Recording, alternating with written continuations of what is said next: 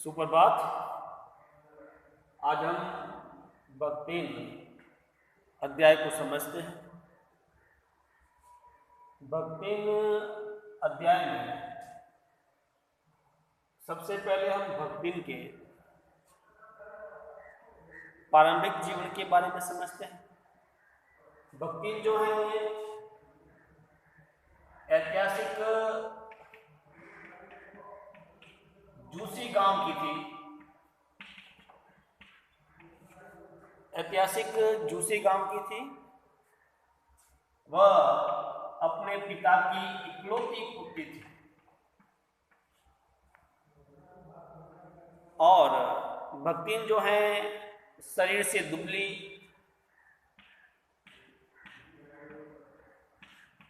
पतली थी।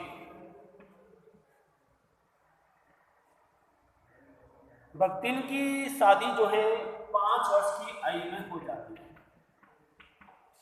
5 वर्ष की आयु में इसकी शादी हो जाती है।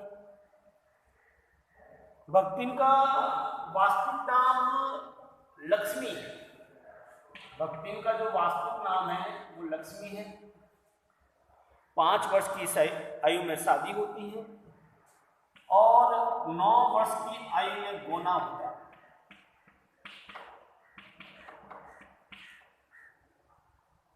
जब 9 वर्ष की आयु में वो ससुराल चली जाती है,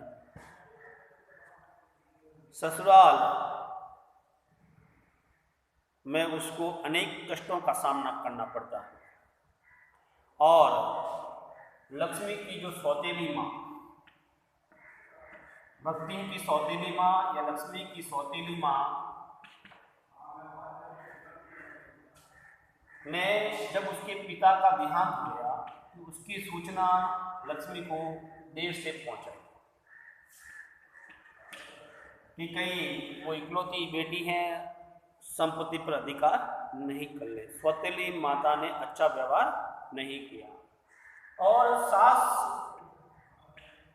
उसकी सास ने भक्तिन को नहीं बताया कि तेरे पिताजी का देहांत हो गया। अब सुकून के डर से कि रोएगी धोएगी, अब सुकून होगा। और कुछ दिन बाद सास ने लक्ष्मी को कहा, भक्तिन को कहा कि तुझे अपने पियर जाना चाहिए, अपने घर वालों से मिलना चाहिए। भक्तिन जो है वो अपने पियर चली जाती हैं। जब वो अपने पियर जाती हैं तो सभी लोग उसको एक खराब निगाहों से देखते कि कैसी बेटी है जो पिता के मरने के बाद आई है। जब वो जाती है तो उसे मालूम होता है कि उसके पिता का देहांत हो चुका है। वो खूब खरी खोटी सुनाती है अपनी सौतेली माँ को और वहाँ पर पानी भी नहीं पीती है।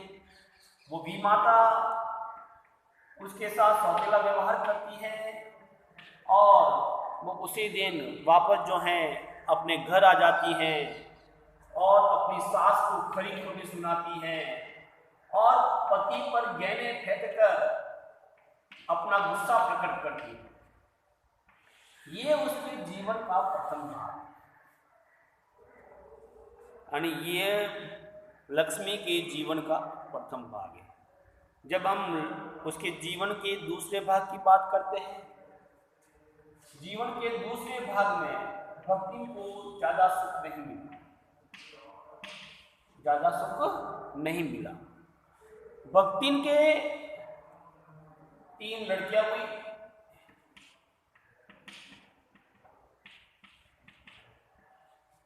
अब चूंकि 3 लड़कियां होने के कारण भक्तिन का इतना मान सम्मान नहीं था, क्योंकि उस समय पुत्र को अधिक महत्व दिया जाता था और उसकी सास के 3 कमाऊ पुत्र थे। सास के 3 कमाऊ पुत्र थे। भक्तिन की 2 जेठानियां थी। भक्तिन सबसे छोटी थी, बहू। 2 जेठानियां थी। उन जेठानियों के भी काले कूटे लड़के थे। अब उन लड़कों को तो अच्छा खाना मिलता था, लेकिन भक्तिन की बेटी को, लक्ष्मी की बेटियों को जो है राब, गुड़, इस तरह से खाना मिलता था। और यही नहीं, कई बार तो चने, घुघरी, इस तरह का भोजन जो है वो दिया जाता था। इस तरह से लड़के और लड़कियों में भेदभाव किया जाता था। ये भक्तिन को अच्छा नहीं लगता था। और सबसे बड़ी बात ये थी कि भक्तिन के पति का व्यवहार बहुत अच्छा था। यानी कि जो भक्तिन है उसके पति का व्यवहार बहुत अच्छा था। उसका पति उसको बहुत प्रेम करता था। जेठ जिठानियों द्वारा कई बार भक्तिन को पीटा भी जाता था। भक्तिन बेचारी सारे दिन खेत खलियान में काम करती थी। उसकी बेटियां भी दिन रात काम करती थी। और जेठ जिठानियों के जो बेटे थे वो आराम से रहते थे। और उसके पति ने बड़ी लड़की का विवाह कर दिया। उसके पति ने बड़ी लड़की का विवाह कर दिया। बड़ी लड़की का विवाह धूमधाम से किया। इसके बाद वो अपनी जो है दो लड़कियों को और पत्नी को छोड़कर 36 वर्ष की आयु में देहांत हो गया। लेकिन देहांत होने से पूर्व भक्तिन जो है वो अलग हो गई थी, परिवार से अलग हो गई थी। यानी कि उसने संपत्ति का बंटवारा कर दिया था और उसके हिस्से में खेत आए, बहुत सारे आम के पेड़ आए। क्योंकि भक्तिन शुरू से मेहनती थी, भक्तिन ने खूब मेहनत की। भक्तिन की समृद्धि को देखकर सभी लोग ईर्ष्या करते थे और उसके पति ने उसका पूरा साथ दिया था। पति भी दिन रात मेहनत करता था। इस तरह से भक्तिन जो है अपने परिवार से अलग हो जाती थी, क्योंकि उसकी बेटियों के साथ भेदभाव किया जाता था। इन सभी बातों से दुखी होकर पत्नी भक्तिन जो है अपने पति को समझाती हैं और वो उस परिवार से जो है वो अलग हो जाती हैं। और अलग होने के बाद वो खेत में दिन रात काम करती हैं, घर की समृद्धि बढ़ जाती है। और उसका पति जो है बड़ी बेटी की शादी कर लेता है। शादी करने के बाद कुछ दिनों बाद 36 वर्ष की आयु में उसके पति का देहांत हो जाता है और उस समय भक्तिन की आयु थी 29 वर्ष। और अब जब भक्तिन के पति का देहांत हो गया तो जेठ जेठानियों की नज़र जो है भक्तिन की संपत्ति पर पड़ी। वो कैसे भी करके भक्तिन की लक्ष्मी की शादी करवाना चाहते थे कि वो दूसरी शादी कर ले ताकि सारी संपत्ति उसे मिल जाएगी। लेकिन भक्तिन ने, लक्ष्मी ने मना कर दिया कि मैं दूसरी शादी नहीं करूँगी। उसने गले में कंठी बांध दी, अपने बाल मुड़वा दिए और वो विधवा जैसा जीवन जो है जिएगी और अपनी बेटियों को बड़ी करेगी।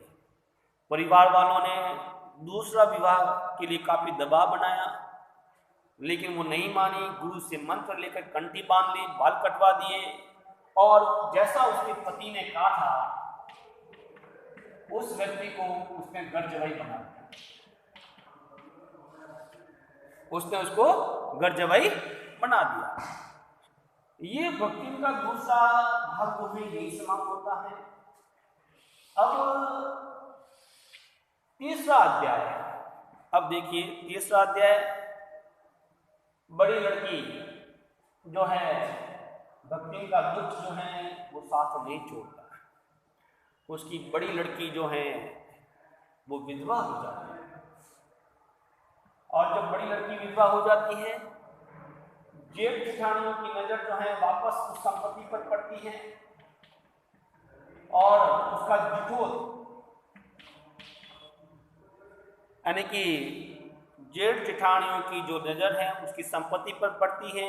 भक्तिन का जिठोत जो है अपनी विधवा बहन के लिए,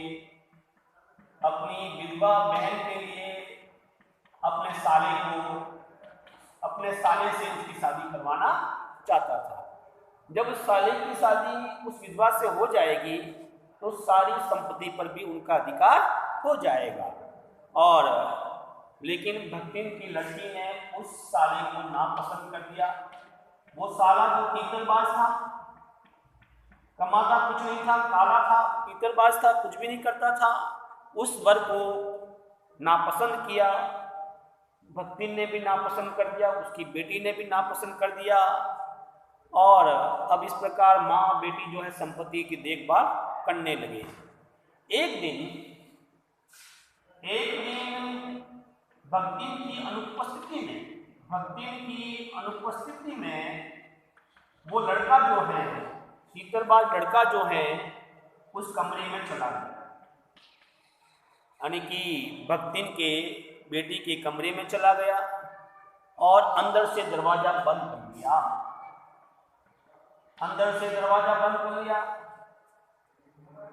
जेठ जेठानियों ने क्या किया, बाहर से लोगों को बुला दिया, कुछ मुख्य लोगों को बुलाया, देखो ये लड़का लड़की अंदर क्या कर रहे हैं। लेकिन उस लड़की की खूब धुलाई की और दरवाजा खुला, लड़की ने स्पष्ट संकेत कर दिया, उस लड़के के चेहरे पर निशान थे थप्पड़ के। अब पंच जो है समस्या में पड़ गई।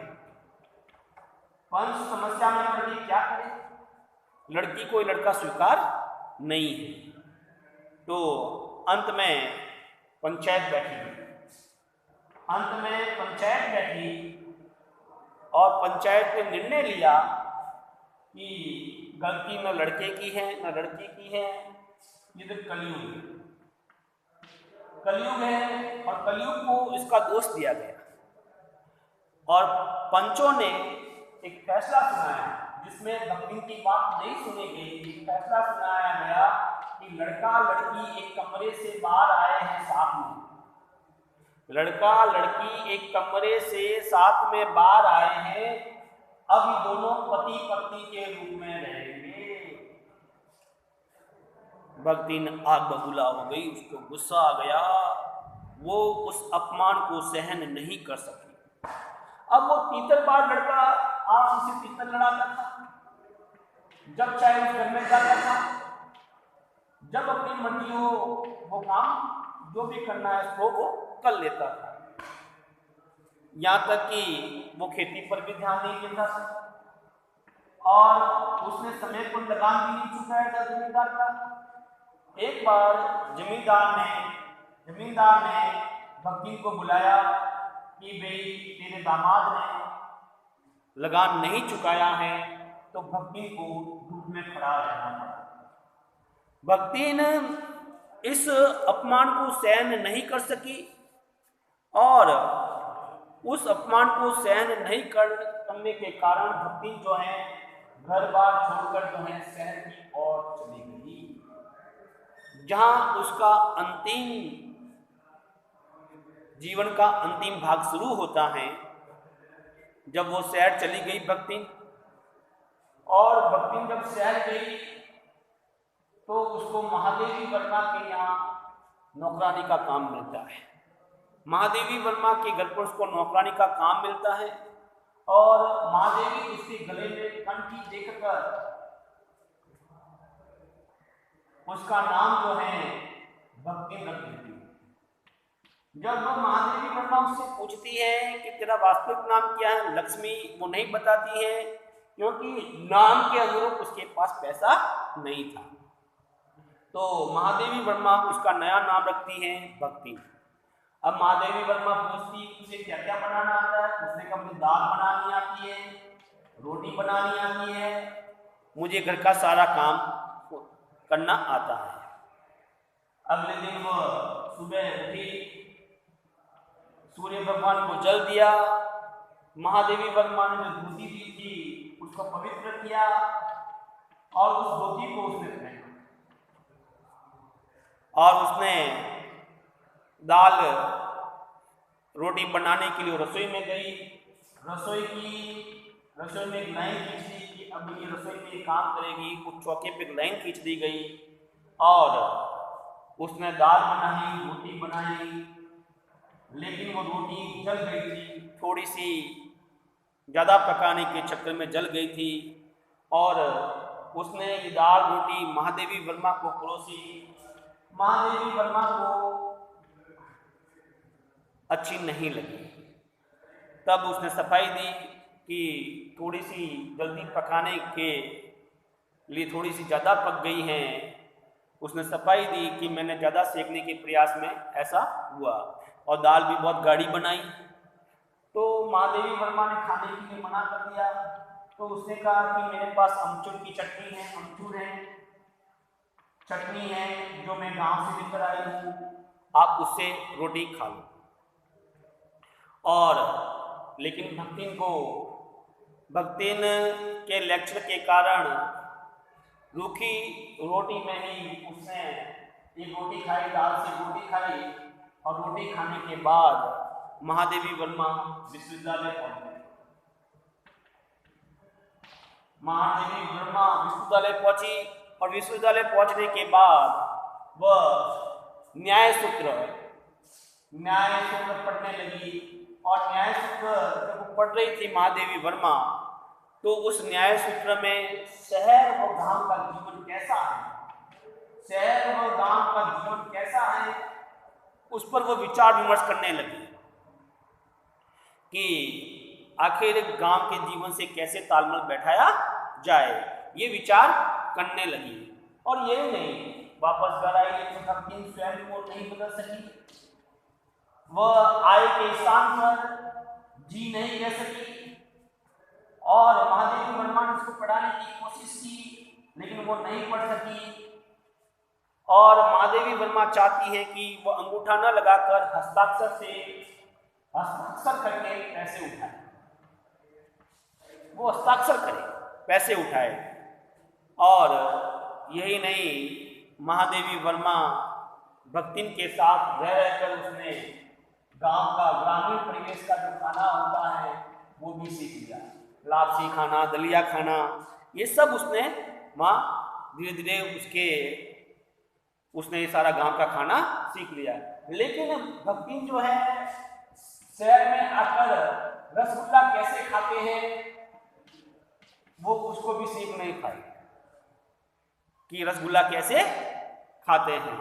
यही नहीं, हम ये भी कह सकते हैं कि भक्तिन में दुर्गुणों का भी अभाव नहीं।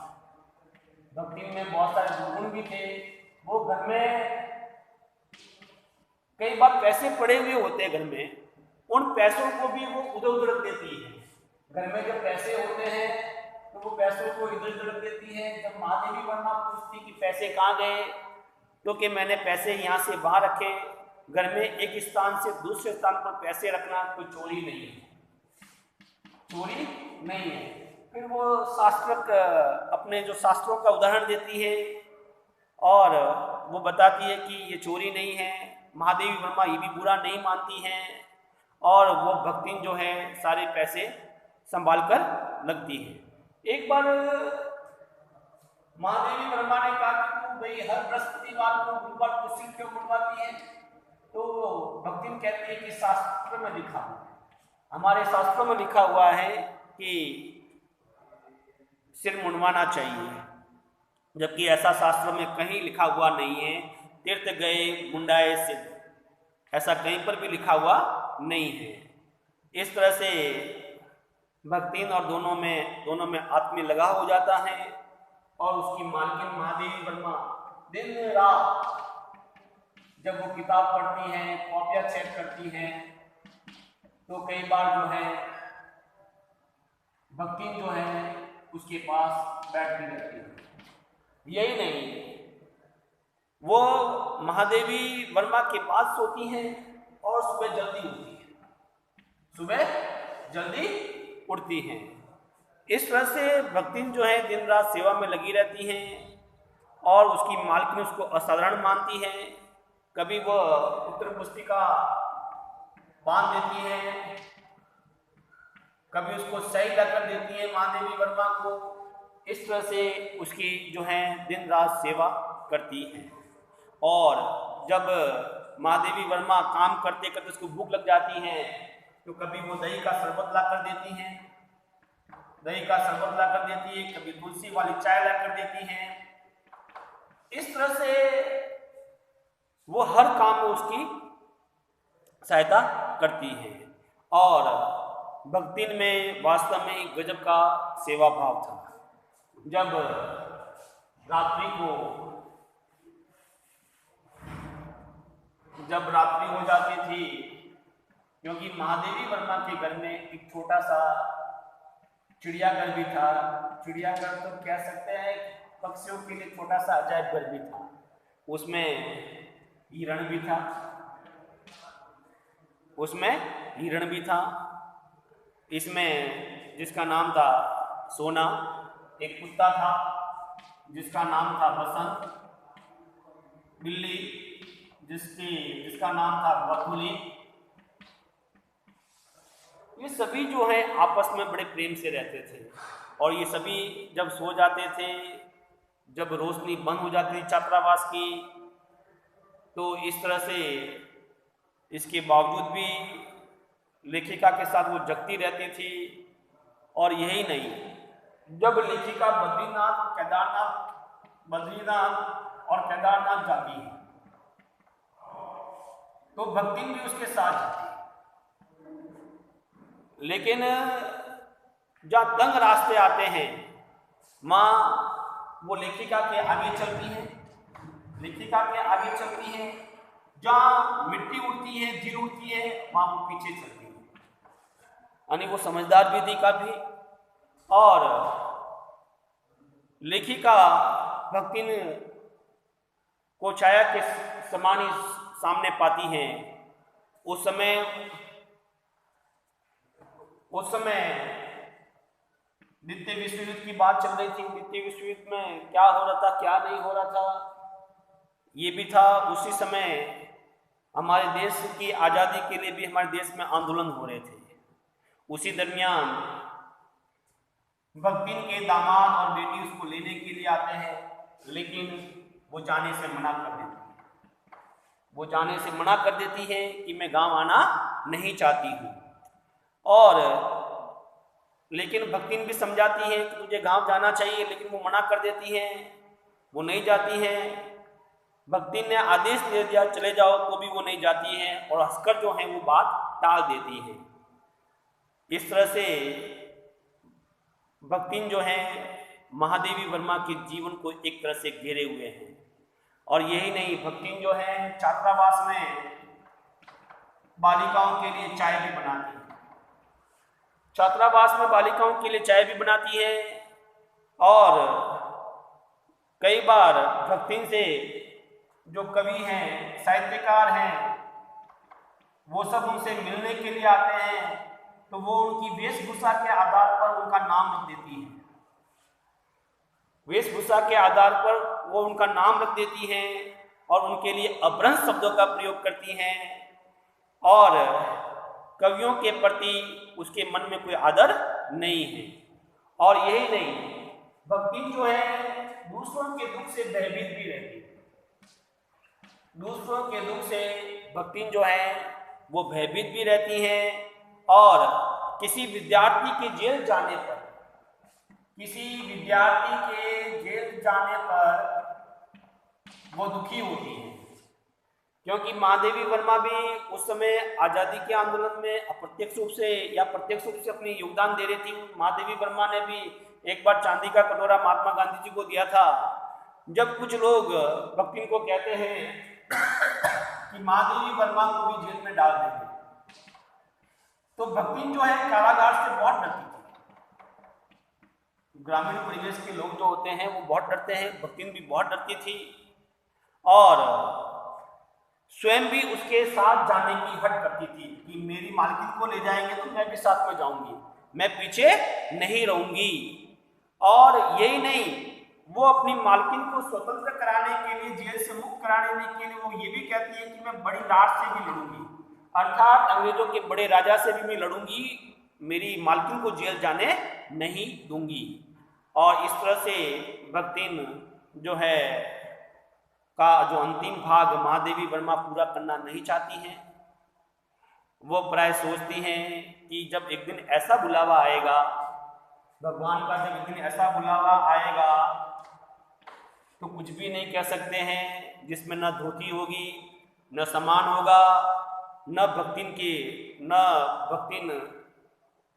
रुकने वाली है, न मैं रुकने वाली हूँ।